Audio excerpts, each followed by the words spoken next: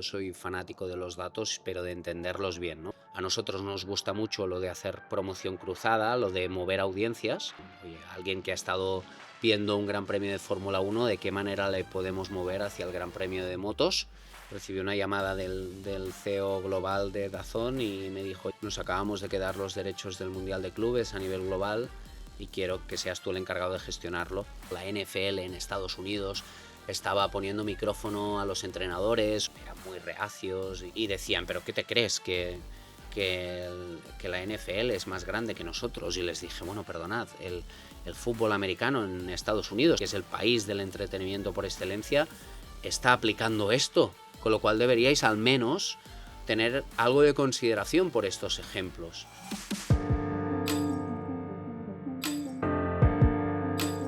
Bueno, Kim, bienvenido al Club de Escoto 3. ¿Qué tal estás? Xavi, pues contento de estar aquí contigo. Perfecto, creo que hoy no hace falta ni introducción ni de ti ni de la empresa en la que estás. Estamos hablando de DAZN y de Kim Domènech, por lo tanto, creo que todo el mundo ya, por suerte o por desgracia, te conoce. Así que quizá ya vayamos un poco, sin mucho contexto, un poco qué implica ser el Senior Vice President, ¿no?, de Content de DAZN. Pues una gran responsabilidad, sobre todo por la trayectoria, ¿no? Y por lo que ha significado desde que me ofrecieron el cargo o desde que entré en DAZN, ¿no? Que ya ahora en enero se cumplirán 6 años. Y yo venía del Chiringuito, donde sigo estando también, pero en ese momento sí que es verdad que me acuerdo perfectamente de la primera charla que tuve con el nuevo equipo en DAZN y les dije: tranquilos, que no vengo a chiringuitizar DAZN, porque había como un cierto temor, ¿no? Y eso que les dije: el chiringuito tiene mucho mérito, porque al final crear cada noche 2 horas y media de entretenimiento sin tener imágenes, pues hay que pensar, tiene que haber un equipo detrás con ideas, con creatividad. Y DAZN es diferente, aunque también había muchas cosas de las que hay que aprender, ¿no? A la hora de crear formatos, conceptos, pero la diferencia es que obviamente tienes los derechos, puedes cuidar mucho más el producto y ese era el reto, el objetivo. Y desde entonces, pues ha sido crecer y desarrollar, en cuanto a contenido, las diferentes competiciones que tenemos, ¿no? Empezamos por... Cuando yo llegué teníamos MotoGP, teníamos Premier League y Euroliga en ese momento, y luego adquirimos la Liga, Fórmula 1, y ahora más recientemente ACB, NBA, NFL, Bundesliga, Serie A. Hemos ido adquiriendo competiciones, siempre con el reto, pues, de posicionarnos como el destino preferido del aficionado del deporte y adaptándonos a un nuevo modelo de consumo. No es fácil en esta industria en la que, bueno, pues obviamente competimos por el tiempo y por la atención de la gente, pero el reto es, pues eso, captarles, engancharles y hacer más grandes las competiciones que tenemos. Después hablaremos del chiringuito, que también es un Ok, tema, yo creo que sí, interesante, no tanto lo que el mundo conoce como más un poco circo, sino todo lo que hay detrás. sí, que es mucho. Es mucho, seguro. Entonces, pero claro, la gente piensa ahora en DAZN y como has comentado, se ha ampliado la gama de deportes en los últimos años. Sí.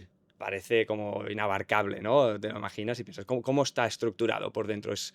Porque claro, cada deporte merece su trato especial, Mm, me imagino, su estrategia en concreto. Un sí. poco cómo está programado o clasificado el equipo, cómo está. Si puedes hacer así un resumen Sí, y decir, no, oye, a ver, resumen es complicado porque es complejo. DAZN España es uno de los mercados, de los muchos mercados en los que opera DAZN, ¿no? Con lo cual hay algunos servicios, sobre todo la parte más operacional, que para entenderla tienes que ver la foto entera con todo el sistema de transmisiones, equipo central de producto, tecnología, etcétera.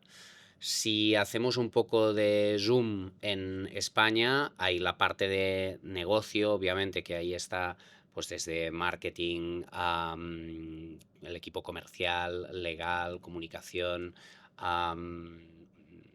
bueno, pues lo que es toda la parte, digamos, de finanzas, ¿no? El negocio puro y duro.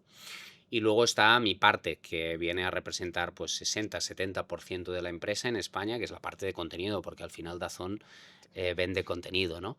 Y luego lo estructuramos en la parte de producción pura y dura, y ahí tenemos verticales en los que dividimos los diferentes deportes. Hay un equipo de fútbol, sobre todo por el tema de tener los derechos de la Liga, la Premier, Serie A, Bundesliga. Necesitas un equipo potente de fútbol y ahí lo dividimos más en una parte editorial, con Pablo Pinto a la cabeza, y una parte más de producción con Gorka García. Luego tenemos la parte que le llamamos resources, que es todo lo que es production management, que implica gestión de presupuesto, todo el trabajo de back office, facturación, y el enlace con la parte más operacional. Luego tenemos la parte de social, que es todo lo que es redes sociales, porque además nuestro foco es poner al equipo digital siempre en el centro y ser muy lo que llamamos social centrics.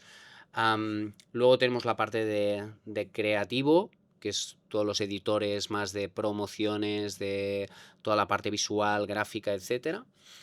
Tenemos la parte editorial, que es la gestión de la página, la plataforma, todo lo que ves en la plataforma, cómo aparecen las imágenes, los tiles, todo lo que es... y eso incluye también la parte de planificación, pero todo lo que es el reporte de datos. Y creo que no me estoy dejando nada más, Que no ¿no? es Que poco, no es quiero decir, poco. ¿cuántos sois en total en España, más o menos, de Sí, plantilla? creo que ahora rondamos los más de 70 y pico, solo la parte de contenido, 140, 150, creo que está en la parte general de DAZN. En la parte de producción que te hablaba de fútbol, también luego tenemos el vertical de Fórmula 1, ahora hemos creado el vertical de baloncesto con la CB y la NBA. La parte de producción de MotoGP lo hacemos conjuntamente con Dorna, con el equipo de Sí, producción de Dorna, que además los tenéis cerca de bastante cerca. aquí.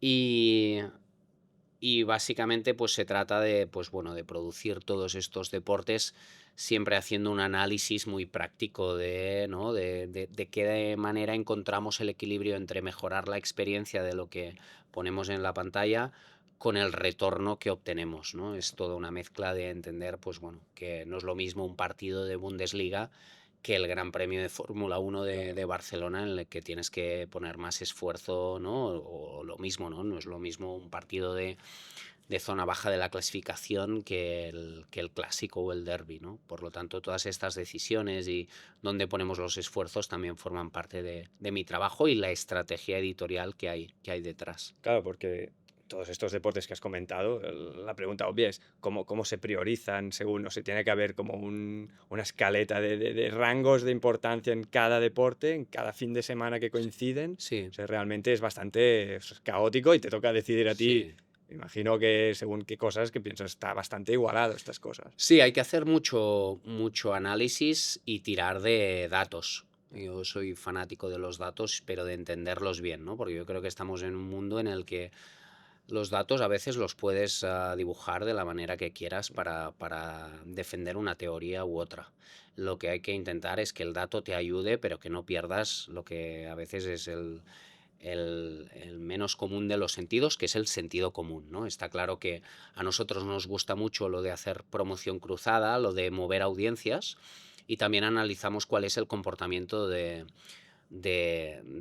consumidor a la hora, pues, oye, alguien que ha estado viendo un Gran Premio de Fórmula 1, de qué manera le podemos mover hacia el Gran Premio de motos.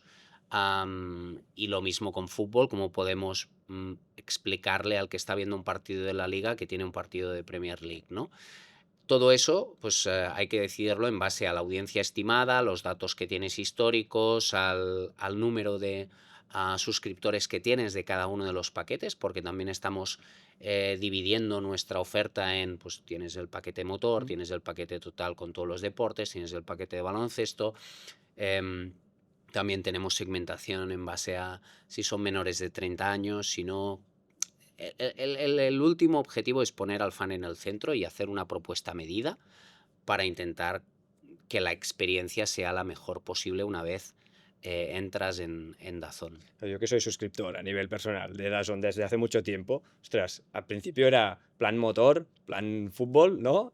O plan completo. Sí. Ahora se ha vuelto, ¿no? Multitud de planes también con NFL, ¿no? Todo Sí, aparte. hemos lanzado ahora también el paquete de deporte americano, que incluye NFL, NBA y la NASCAR. que además tiene un precio, creo que es 4,99, o sea, que además si eres menor de 30 años, yo creo que al final te queda por 3 y pico, ¿no? Ya no nos No, llegas. no es tu caso, ¿no? Pero sí, nos intentamos. Yo creo que hay quizá demasiado. Ahora hay que hacer un trabajo de ponerlo fácil, ¿no? Y de decir, oye, mira, este es el paquete de fútbol, incluye obviamente todo el fútbol, esto es baloncesto, esta es la parte de deporte americano y luego también tienes el premium que le llamamos, que es con todo, ¿no?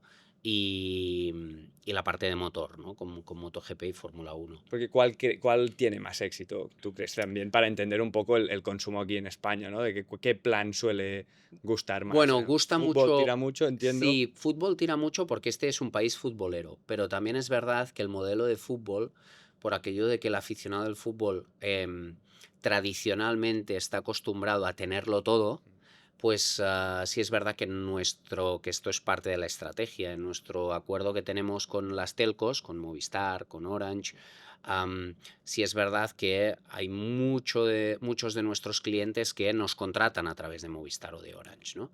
Pero sí estamos identificando una parte que son los direct que llamamos, que son los que directamente contratan DAZN, asumiendo que, oye, para la liga me conformo con los 5 partidos, Barça o Madrid cada semana, y luego todas las ligas europeas, el fútbol femenino.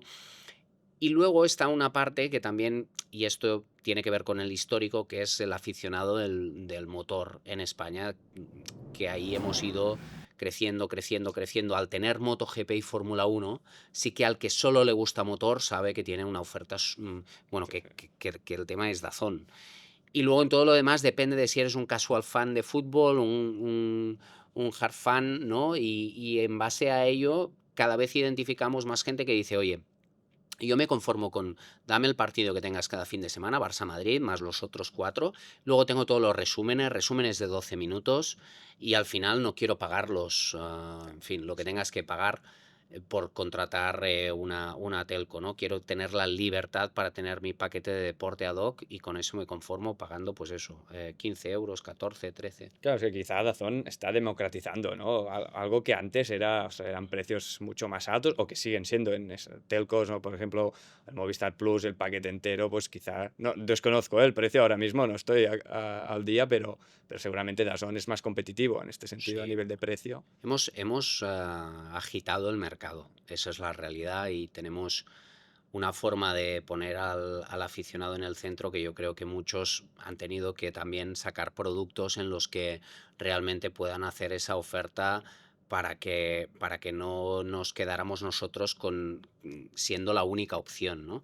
Otra muestra es lo que nosotros llamamos freemium, la versión en abierto y gratis, que es tan solo registrándote, tan solo poniendo tu correo electrónico. La Supercopa lo demostramos, ¿no? Supercopa de baloncesto, las 2 semifinales fueron en abierto, gratis para todo el mundo. Y cada vez más, cada fin de semana tenemos un montón de eventos que ofrecemos pues gratis para que la gente descubra el producto. Y hay una visión de cada vez más conectar con todos los aficionados del deporte en todo el mundo a través del freemium que le llamamos, de la oferta gratuita, ¿no?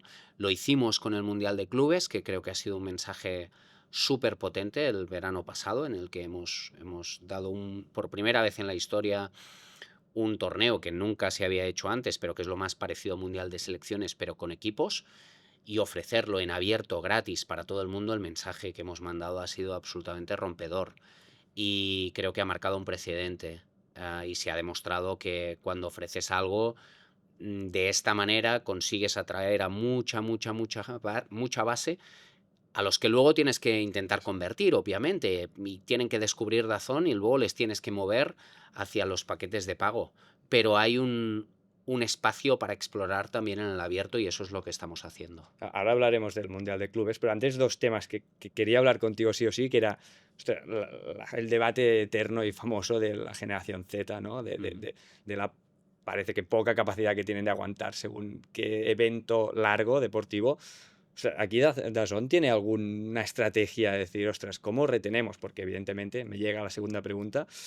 DAZN destaca también mucho por el contenido extra, por el documentales, por esta parte más que no es Mm, deporte en vivo, sino que es complementar esto, ya que pago el pack motor, dame contenido de motor no solo en vivo, sino todo, ¿no? sí. Entonces, estas dos, ¿no? Estas dos preguntas juntas, la primera generación Z o gente más joven, cómo captar su atención, y la segunda es, ostras, la importancia de este tipo de contenido bueno, para hacerlo, para hacerlo. Sí, es muy buen punto y realmente es algo que a mí en particular me obsesiona. ¿Cómo podemos encontrar el equilibrio entre eh, lo que es el directo y todo lo que es el contenido adicional, ¿no? Y dentro del directo, incluso que la experiencia del directo sea lo más a la carta posible, es decir, que puedas elegir cómo lo veo, desde el dispositivo que lo veo, interactuando, de ahí a que tengamos la fanzone. Pero esa es una parte que más o menos tenemos cubierta, la de los directos, y luego la gente lo verá más o menos. En lo que tenemos que reforzar es en toda la parte de la gestión de los resúmenes. De hecho, por ejemplo, en un partido de la liga tienes el resumen corto, tienes el resumen más amplio. Luego en los programas, digamos, que te ayudan a llenar la ventana que hay entre los directos, ahí sí que tienes que tener una buena propuesta. Pero yo voy un paso más allá y creo que DAZN, y ese es el reto de los próximos meses y años, es que también pueda llegar a competir con, para mí, lo que es el gran, te decía al principio, ¿no? La captación de atención. Obviamente hay una captación de atención muy potente en las redes sociales. ¿De qué manera DAZN puede ofrecer un producto en que a través del consumo del móvil tú también puedas tener pues ese contenido que se adapte a cómo las nuevas generaciones consumen, ¿no? Sobre todo el formato vertical, el scroll infinito, el poder tener en formato de clips. Todo eso yo creo que ayudará a rellenar la experiencia que hay entre los directos. Al final sí, bueno, estamos en unos tiempos en los que realmente a la gente le gusta ver el partido, pero todos, y estamos con la segunda ventana, sí. Por eso ofrecemos la parte que te decía de la fanzone, el chat en directo, interactuar, compartir, que incluso puedas cambiar de un tile a otro, de un evento a otro, y puedas ir salpicando entre lo que ves. Es nuestra responsabilidad intentar retener al máximo de gente, incluso, insisto, más allá del directo. Y eso es ser sólidos editorialmente, pero también adaptarnos a estas experiencias más social, ¿no? Y de la misma manera que somos muy potentes en redes sociales y que tenemos mucho engagement off-platform, de qué manera podemos estar en la plataforma también reteniendo a toda esa gente, ¿no? ¿Tienes alguna referencia o algún referente, más bien dicho, ¿no? Por ejemplo, si tú lo equiparas y sales del deporte, está Netflix. No sé si en algunas cosas os fijáis en ello o veis ciertas tendencias que podáis ir aprovechando. Quizá ahora sois muy... Claro, la zona ha crecido muchísimo, Ujú. ¿no? Y tú llevas 6 años, ¿no? Has dicho Sí, antes. En estos 6 años habrás visto sí, como, uf, habéis despegado sí. inmensamente. Entonces, no sé si durante estos 6 años hay algún momento que os habéis fijado, pues eso, en este tipo de plataformas que en el fondo sois el Netflix del deporte, ¿no? Ujú. O al menos así era como era al Sí, principio. cuando llegamos se nos dijo mucho que éramos o que veníamos a ser el Netflix del deporte. Yo creo que am, es muy diferente. Nos podemos comparar a Netflix cuando comparamos modelos de suscripción de las plataformas de streaming, ¿vale? Podría comprar eso. No voy a comprar la comparación con Netflix porque nosotros hacemos deporte en directo y ellos, salvo contadas excepciones, no están jugando a eso. Y para mí hay una parte tecnológica súper potente y una parte de, pues eso, de todo lo que es nuestra operación interna, de ofrecer tantos eventos de forma simultánea, de optimización en los diferentes mercados, La que inmediatez, ¿no? La inmediatez, bueno, porque es que claro, estamos dando la Bundesliga en Alemania, la Serie A en vamos, Italia, la Liga en España, a la Liga japonesa en Japón, la Champions en Estados Unidos, Serie A en Estados Unidos. Quiero decir, hay muchos eventos pasando a la vez en diferentes mercados y la estabilidad de la plataforma, que era el reto al principio, ya es una realidad, ¿no? Entonces, no es lo mismo que un evento, se demostró con Netflix que lo ha intentado y que, bueno, ha tenido algunas dificultades, aunque es verdad que con la capacidad que tiene, la tecnología, no le va a costar, pero su propuesta es catálogo a la carta, sí, sí. películas y series. Nosotros es deporte en directo. Ese es nuestro core business y eso es lo que será, deporte, foco en deporte. No hay nadie más, digamos, en la industria. Te puedes comparar con broadcasters deportivos, pero no sé, si comparas con Amazon Prime Video, ellos venden realmente el deporte, es una forma de atraer para que luego acabes comprando Sí, en sí. Amazon, ¿no? Si te comparas con Disney, también Disney tiene una oferta de entretenimiento potente, pero básicamente es películas y series, ¿no? HBO, un poco lo mismo. De streaming especializada solo en deporte, está DAZN, algunas más, pero no al nivel de DAZN. Respondiendo a tu pregunta, creo que nos tenemos que comparar con todas estas streaming platforms, porque obviamente hay muchas cosas del modelo en el que somos parecidas, pero lo que hace diferente a DAZN es que es muy única en lo suyo. Ahora entremos ya al Mundial de Clubes, que es lo que te ha supuesto más dolores de cabeza este verano, y me imagino que ha Sí, te tengo que sido... pedir disculpas porque además venías, ¿no? Me Estamos acuerdo insistiendo un que poquito. insististe y antes del Mundial te tuve que decir, por favor, necesito que lo Correcto. pospongamos, porque sí, yo creo que hará 9 meses, recibí una llamada del CEO global de DAZN y me dijo, oye, las cosas en España funcionan bien, has hecho un buen trabajo, nos acabamos de quedar los derechos del Mundial de Clubes a nivel global y quiero que eso, pues, que seas tú el encargado de gestionarlo en todo el mundo, ¿no? Y wow, Uf. no, vértigo al principio, entender que era algo difícil, complejo, no sabía cómo iría, la verdad, porque era todo nuevo, pero era nuevo para FIFA, porque era un formato nuevo, era nuevo para nosotros, porque nunca habíamos am, hecho la transmisión de un evento de tal magnitud, ¿no? De fútbol, de primer nivel, donde se paraba el mundo en Estados Unidos. Entonces ya no es pensar en cómo producirás en España, es cómo haremos la producción en Alemania, en Italia, en Japón, en Estados Unidos, donde llegamos a un acuerdo de coproducción con TNT, en Sudamérica, donde llegamos a un acuerdo con TUDN, Univision. Era elegir los comentaristas, los talentos que poníamos delante de cada uno de las transmisiones. Era hacer un nivel de segmentación de cada uno de los partidos editorialmente y a nivel de publicidad. Es decir, no era lo mismo cómo cubríamos un Inter Milán en Italia que un partido del Inter Milán sin un equipo español en España, ¿no? No era lo mismo un partido a las 9 de la noche o prime time en Europa que en Estados Unidos, con lo cual cada uno de los partidos hacer una selección y decir aquí pongo más recursos, menos recursos, lo que te decía antes que veníamos haciendo en España, pero solo con 4 o 5 meses, ¿no?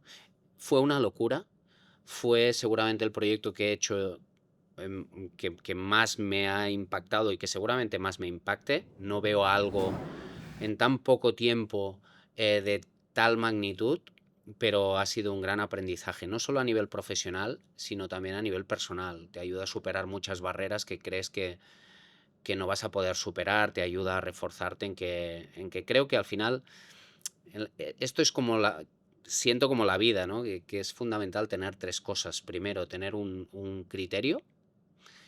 Segundo, una personalidad para defenderlo. Y tercero, sentido común para aplicar lo que sientes, ¿no? Es decir, si tú crees en algo, tienes que tener la personalidad para defenderlo y luego dejarte llevar muchas veces ante las dudas, ¿no? Por el sentido común, que es el menos común de los sentidos a veces, pero es la realidad que te das cuenta que lo aplicamos seguramente poco, pero al final todo junto me hizo que tuviera una gran experiencia y ahora es como he quedado liberado, con mucho aprendizaje, muchísimo, para todo lo que ahora estoy haciendo y para lo que vendrá. Y también, bueno, tuve la suerte de que a nivel interno y a nivel externo el feedback fue muy positivo y durante el proceso cuando sentía, no sé si lo podremos hacer, cuando tenía dificultades, lo único que me motivaba era, si lo hacemos, podremos decir que hemos sido los primeros en hacerlo, nadie más lo ha hecho nunca y hoy te puedo decir que hemos sido los primeros o que he sido el primero en poder liderar un proyecto de este tipo desde la parte de contenido y que, bueno, pues a partir de ahora, en 4 años, lo hagamos nosotros o quien lo haga, si quieren saber cómo lo hicimos, ¿no? Teníamos 17 idiomas distintos para cada uno de los partidos.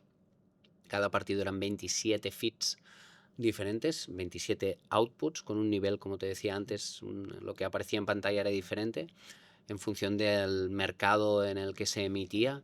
Hacer todo eso, hay una parte operacional mucho más compleja, técnica, y también tiene mucho mérito.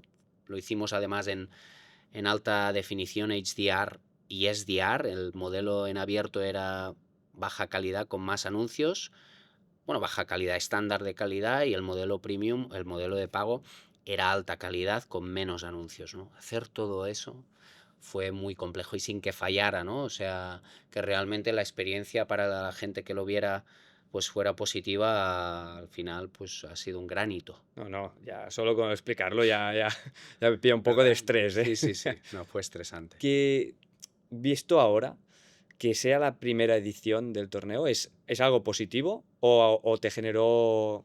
O sea, ¿cómo lo viste? ¿En plan, una oportunidad o decir, ostras, no sé, no hay referente, no puedo guiarme en nada? Pues como todo, tenía pros y contras. En los pros era que, bueno, podíamos hacerlo todo como quisiéramos sin que hubiera algo que nos marcara de cómo se había hecho antes. De contras era que crearlo todo de cero tiene toda esa complejidad, ¿no? Es decir, se comparaba con un mundial de selecciones, pero yo decía, quiero más acceso. Cuando realmente cuando ves un mundial de selecciones, lo difícil es, hoy ya está estandarizado que tienes muy poco acceso a los jugadores, las cámaras en los vestuarios, jugadores con las GoPro durante el calentamiento, la RefCam, la cámara del árbitro, todas estas cosas que me obsesioné en pedir a los clubes, en hacer reuniones con ellos cuando tenías que enfrentarte contra el del Bayern de Múnich o el del Chelsea, porque decían que si te pensabas que, porque yo ponía ejemplos. Recuerdo una reunión con los clubes en los que pusimos ejemplos de cómo la NFL en Estados Unidos estaba poniendo micrófono a los entrenadores o ponía cámaras dentro del vestuario, ¿no? Y me acuerdo que el Bayern de Múnich o los del Chelsea eran muy reacios y se opusieron a eso, ¿no?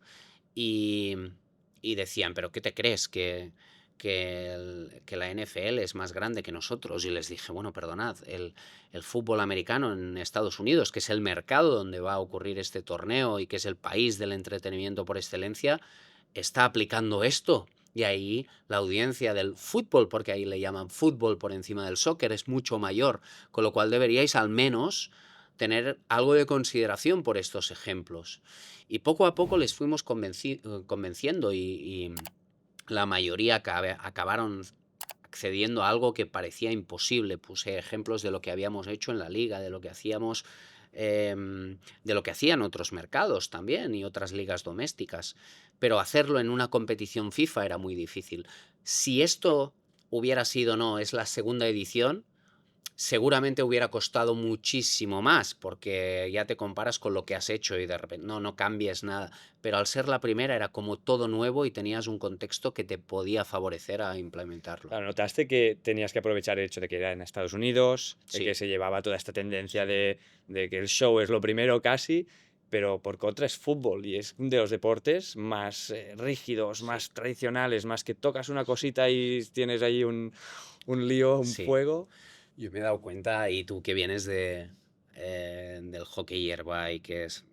Yo empecé con otros deportes como el baloncesto. Yo cubría e hice un par de años en Radio El Hospitalet, las transmisiones del Club Básquet El Hospitalet, y siempre me acordaré de lo agradecidos que eran, ¿no? Los jugadores, y te das cuenta que hay varios niveles, pero el fútbol está en un escenario donde parece cualquier cosa, ¿no? Están muy, muy herméticos. Y creo que ha sido un error, porque ahora es a veces demasiado. Y creo que se han alejado de los fans. Pero es un poco incoherente, porque al mismo tiempo, dentro de un vestuario, cuando un partido acaba, hay un futbolista que mm, coge su teléfono y hace un directo de Instagram.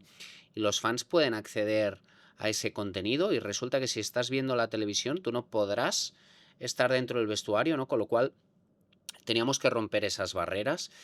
y era muy difícil, porque como dices, el fútbol normalmente cuesta. Lo hemos ido consiguiendo en la liga en los últimos años y creo que ahí Dazón es donde marcó su sello. Hicimos un gran trabajo con los clubes, en colaboración con la liga, para, pues bueno, lo de las cámaras, entrevistas dentro de los vestuarios, tener entrenadores juntos en una previa de un partido, a dos jugadores a pie de campo cuando acaba el partido. Todas estas cosas que antes eran imposibles las hemos ido haciendo. Y en cambio, ahora que hemos arrancado con ACB, claro, yo tenía una reunión hace unos días con todos los directores de comunicación de los clubes de ACB y les decía, ¿qué os voy a pedir a vosotros cuando os muestro ejemplos de lo que estamos haciendo en la liga, cuando realmente esto prácticamente ya lo hacéis?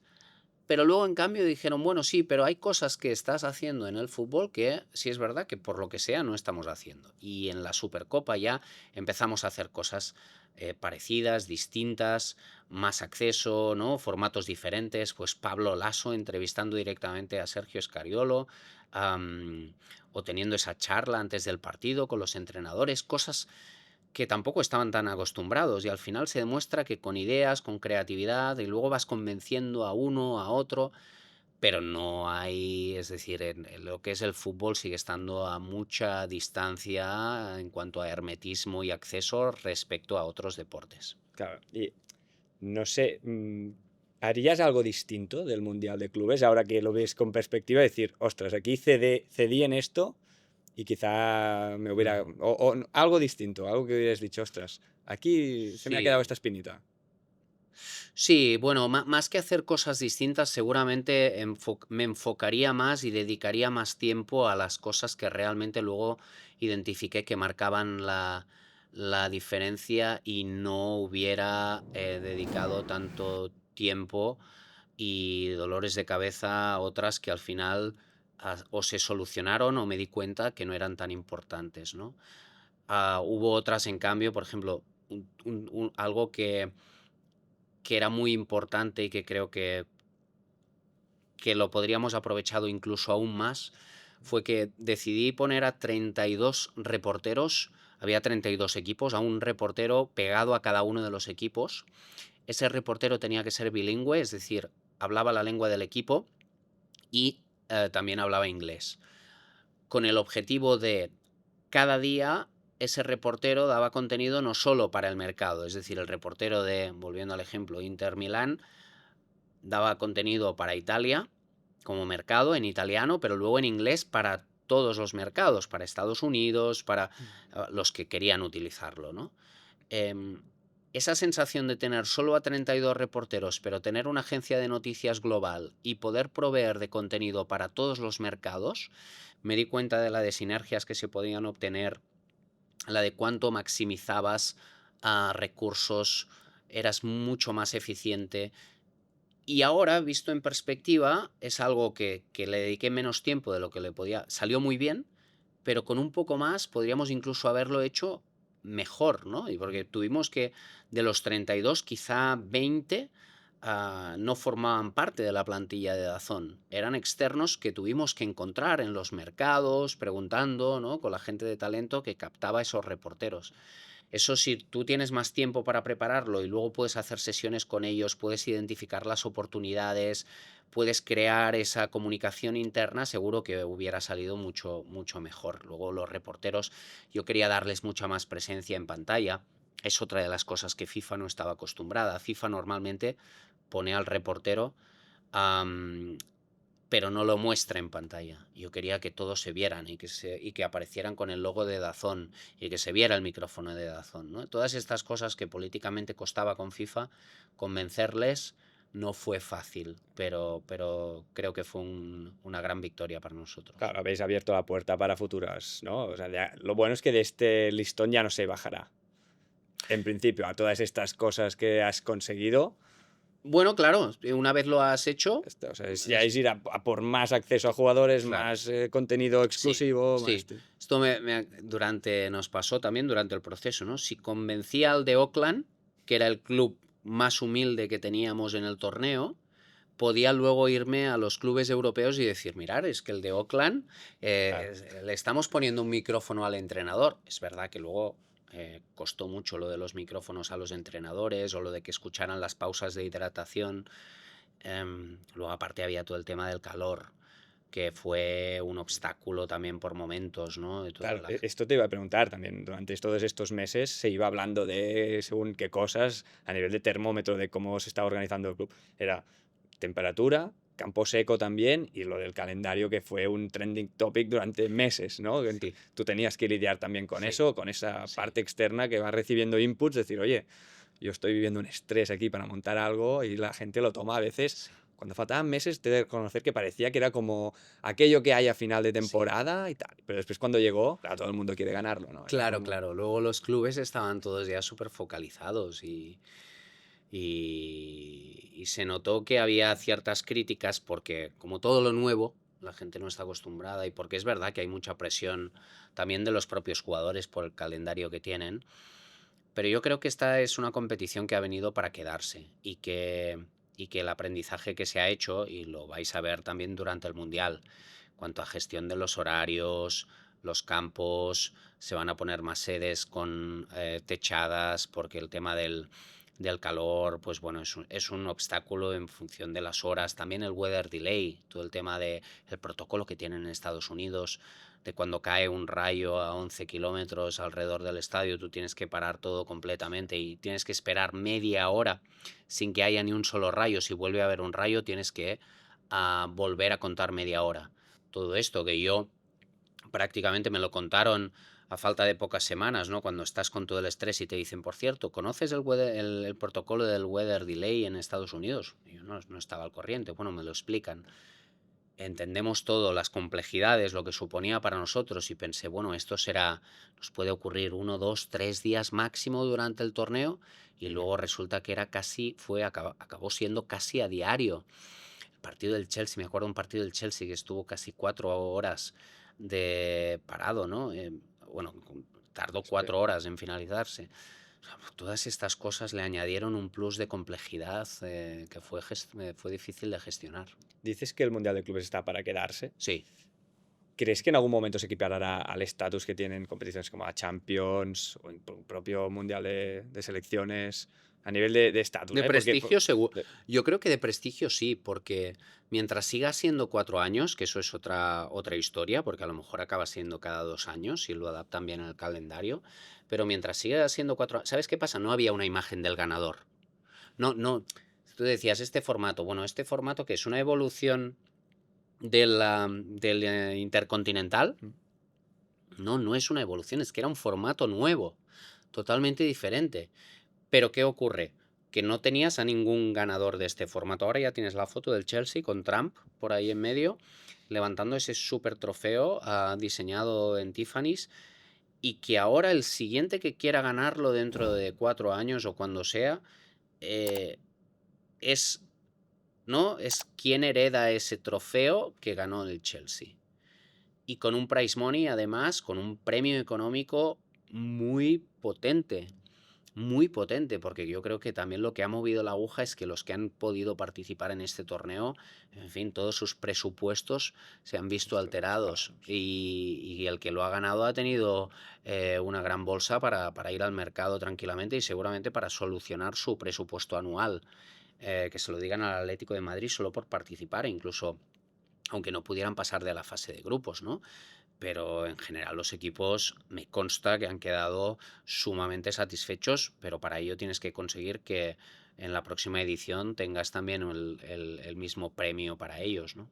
Aparte, parece como que estas competiciones a tanto tiempo vista, ¿no? A 4 Juegos Olímpicos, Mundial de Fútbol, tienen ya de por sí, solo por eso, tienen como esa importancia, ¿no? Y ese estatus, Tú lo esta sabes bien. reputación, sí, sí. Tú has estado en En tres en Juegos tres. Olímpicos. Pero son 12 años de carrera 12 años de carrera, pero para tres y momentos. para vosotros no había nada más importante que los Juegos Olímpicos. Podías ganar la Liga, podías ganar, te ibas en La el Champions League europeo, de tal, la Champions, el europeo. europeo, pero los Claro. Juegos, ¿no? ¿Y por qué? Pues precisamente por eso yo creo, porque el hecho de que sea cada 4 años es que hay gente que se está es que no estamos acostumbrados en nuestro marco mental a un ciclo de 4 años. Nosotros mentalmente estamos estructurados para temporadas e incluso para años. ¿4? Sí. Es que el otro día, justo, me salió otra vez, me preguntaron sobre la polémica típica de los Juegos Olímpicos, de las fiestas, los botellones, etcétera. Yo, es que no pensáis en lo que hace el atleta 4 años. O sea, acaba, te eliminan o ganas. ¿Qué es lo primero que vas a hacer? ¿Vas a seguir comiéndote una ensalada, un pescado? O sea, llevas 4 años renunciando a todo. Si es que Sí, cuesta de entender un poco a veces la... sí. Yo cuando en estos meses de preparación, lo que pasa que la diferencia es que en mi caso no fue 4 años, pero para preparar el Mundial de Clubes, que fueron 7 meses Mm, más o menos, porque entre que nos pusimos febrero, pero luego arrancó en junio, ¿no? Bueno, pues que fueron menos, fueron 5 meses, ¿no? Em, y yo iba diciendo en esos 5 meses de locura, cuando acabe esto, cuando acabe... claro, eh, pero luego cuando acabas, también es verdad que lo único que necesitaba era pues desconectar con mi familia y no quería, después de la cantidad de aviones que estuve cogiendo durante el Mundial de Clubes y antes para la preparación, lo que quería era quedarme en la Costa Brava, cerca de sí, sí. casa. O sea, calculé que ya llegué a estar casi 50 y largos días sin dormir en casa, en la cama de casa, ¿no? Y eso, aunque no lo parezca, y vosotros que sois deportistas también lo habéis experimentado, pero al final, oye, se nota. Ah, Y quería, pues eso, ¿no? Al final lo que agradeces es estar en tu casa con tu sí, sí. gente, ¿eh? Es abismal, es agotador también el Es cambio. agotador, sí. Pasando ya al chiringuito, ¿te costó dejar tu parte tan más activa en el chiringuito para dar el salto a Dazón? ¿O fue una oferta que dijiste, ostras, es mi siguiente paso a nivel laboral, Bueno, y tengo que fue hacerlo? todo súper orgánico, porque lo que fui es... Yo siempre estaré agradecido a Josep Pedrerol porque fue el que apostó por mí cuando ya en Punto Radio para empezar a narrar el Barça en el año 2006, 2007 y luego me dio la oportunidad en la televisión, primero en Intereconomía en Punto Pelota en Barcelona, en 2013 me hace la oferta para ir de editor de Jugones, para ser subdirector del Chiringuito, solo por eso y por cómo ha confiado en mí. Y yo, en el momento en que esto ocurre, debía ir y decirle, está pasando esto, ¿no? Pero de la misma manera, yo tenía muy claro que si podía, no quería dejar el Chiringuito y quería seguir estando a su lado, ¿no? Entonces encontramos la fórmula para hacerlo de una manera pues en la que pudiera ser y yo igualmente fui a Dazón y fui muy claro, no hay ninguna manera de que yo acepte si no es también manteniendo esta parte que creo que, y lo dije desde el principio, creía que era positiva para las dos partes, ¿no? Y luego así se ha ido manteniendo. Es verdad que Dazón es todo lo que es detrás de las cámaras, ¿no? Es todo lo que es gestión, Claro, es decidir precisamente quién se pone delante, cómo producimos la y qué infraestructura, todo eso, producto sí. entregamos. Yo me di cuenta que yo disfrutaba más con eso que estando delante de la cámara, que no quiere decir que no me guste estar delante de la cámara y por eso, y lo digo ahora que sigo estando 1 o 2 programas a la semana delante de la cámara y no sé si el día que no lo tenga diré es que ahora lo echo de menos. Pero pero he tenido la gran suerte de que Josep lo entendió desde el primer momento, de que me lo puso fácil y luego he ido administrando los picos, los momentos más intensos. Yo creo que lo peor ha sido la preparación del Mundial de Clubes, donde directamente fue como un poco de excedencia, ¿no? De decir, necesito parar Desaparezco de aquí, ¿no? sí, Porque para hacer todo esto. Y ahora hay que ver bueno, puedo mantener al final con Josep tenemos esa relación y además de amistad en la que pues nos vamos a cenar y al final estamos hablando de la productora, estamos hablando de todo un poco. Me gusta de vez en cuando estar también en las reuniones de la redacción porque sigo aprendiendo mucho al lado de Josep por su visión que siempre ha tenido. Ha sido un genio. Cuando el programa algún día dentro de muchos años ya no esté, la gente se acordará, será un referente en nuestras vidas, igual sí, que para mí lo fue pues el día después precisamente con él, igual que lo fue la radio deportiva, crecer con José María García, José Ramón de la Morena o aquí en Cataluña con Jordi Basté, pues yo creo que será algo parecido y él y su figura se mantendrán como alguien que cambió la forma de hacer entretenimiento deportivo en este país. Sí, suele pasar que se valora más a posteriori que el Sí, durante. Eso es totalmente, en así todos los somos. ámbitos aparte, ¿eh? Criticamos cuando están Exacto, y les echamos de menos cuando dejan de estarlo, y yo creo que esto ocurrirá también con el chiringuito. seguro que sí. Y aparte, ¿cuál crees que es la clave del éxito del formato del chiringuito? O sea, ¿qué destacarías por qué ha durado o está durando tanto? Y desconozco ahora mismo la audiencia, pero seguro que es estable y sigue o superior, no sé, pero ¿cómo con un éxito, o sea, qué formato, qué tiene este formato para que dure tanto y con este éxito? Bueno, tiene a Pedrerol de entrada, que es el que es capaz de identificar cuál es el tema que realmente está en la calle, ¿no? Yo creo que el problema que han tenido muchos programas deportivos parecidos o que han intentado competir es que em, nunca sabían estar cerca de la conversación social. Y lo que ha tenido el chiringuito es, no sé qué es primero, si chiringuito marcando la agenda setting o los temas de los que se habla, o, o sabiendo entender qué es de lo que se hablará al día siguiente en las cafeterías de este país. Creo que es un poco, ¿no? O sea, son las dos cosas. Entonces, cuando tú ves al chiringuito, tú sabes que lo que se está hablando ahí es el tema de conversación que hay, ¿no? Que hay o que habrá. Porque al principio era que hay, pero ahora ha acabado siendo que también marcan los temas que ahí luego se hablan, son los que luego la gente o la conversación sigue, ¿no? Claro, parece que a veces que pongan más gasolina al fuego, ¿no? Y que se Sí, provoque un poquito ese seguro, debate que seguro, ya seguro, existiría, pero pero lo ponen una capa más arriba, ¿no? a esta hora, a las 12 de la noche, donde la gente está cansada de su día y que quiere distraerse, entretenerse, no tener que pensar mucho, tienes deporte que es pasional, te identificas con las figuras que hay ahí, tienes un genio conduciendo todo eso, que la clave es que él no se aburra. Y él lo que hace es, si él no se aburre, el programa no aburre. Y luego identificar, ¿no? Y a partir de pequeños detalles, crear una gran historia y ese debate. Pero la evolución del programa, yo creo que Punto Pelota era mucho más salvaje, Mm.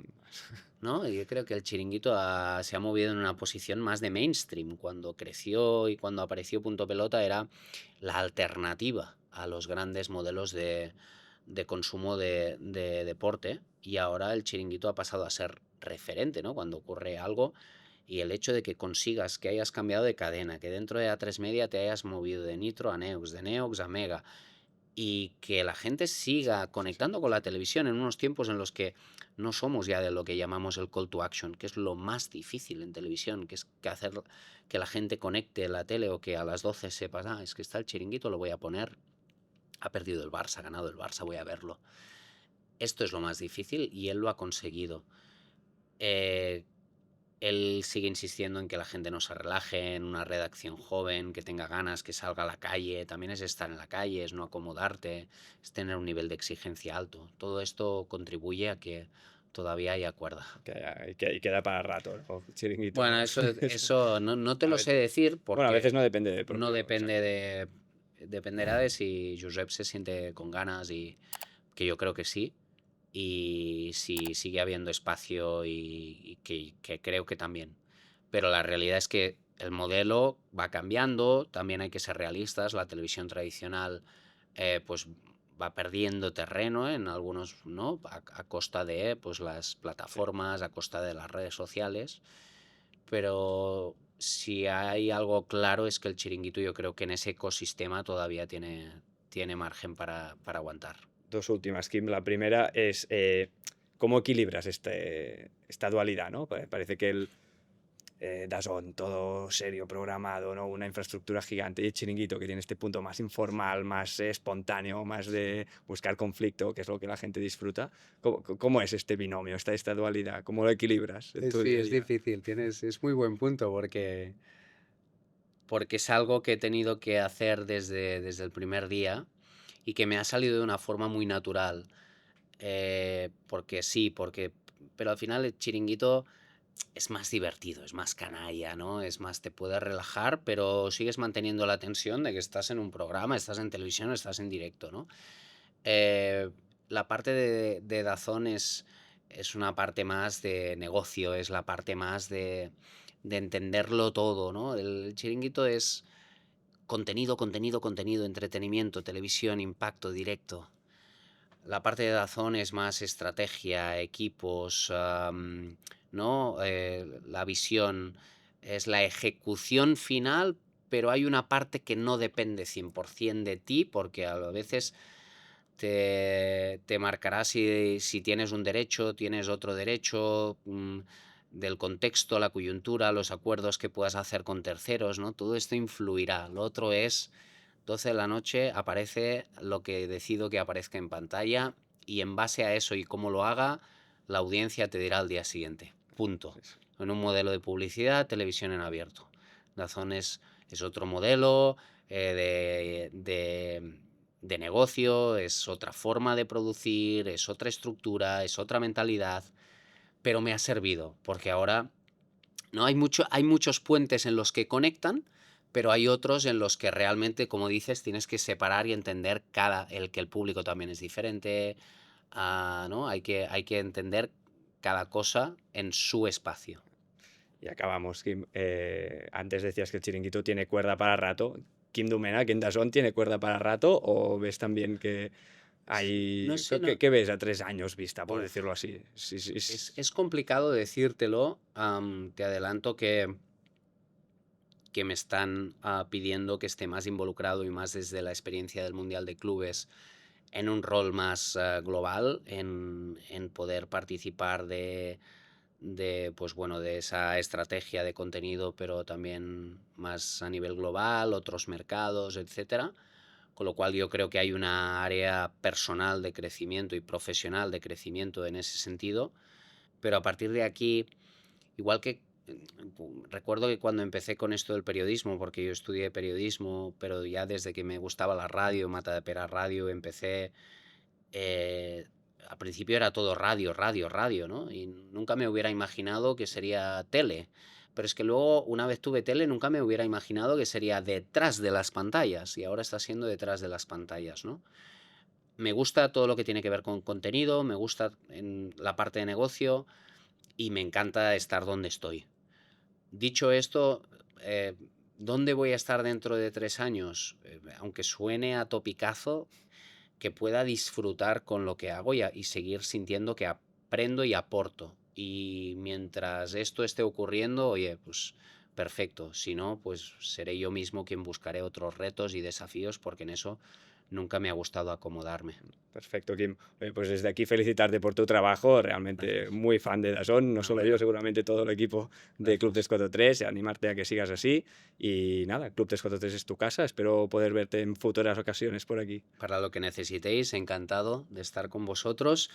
Enhorabuena por la iniciativa, porque de verdad que no es fácil encontrar este tipo de formatos de esta manera y focalizado en la parte de negocio, así que mucha suerte y que desde hoy contáis con un oyente más. Mil gracias, Kim. Gracias. Y recordar, si queréis estar al día de todo lo que sucede en la industria del deporte, os invito a suscribiros a nuestra newsletter gratuita del Club 343 que encontraréis en el enlace del comentario fijado.